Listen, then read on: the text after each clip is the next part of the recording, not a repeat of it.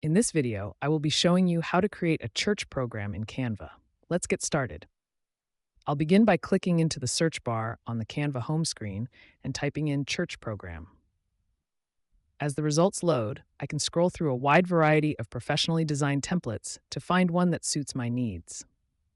Once I find a design I like, I'll click on it to open the preview and then select Customize this template. In the editor, I can see the full layout, including the cover and the internal program details. To start customizing, I'll click on the main title text and use the text color tool to change it to a nice shade of purple. I'll also update the church name below it to match. Next, I'll scroll down to the second page and update the header color there as well to keep the design consistent.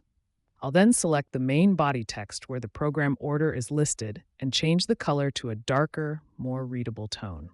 I'll make sure to apply this color change to the names on the right side as well. Finally, I'll select the contact information at the bottom and update its color to complete the look. Now my church program is customized and ready to go.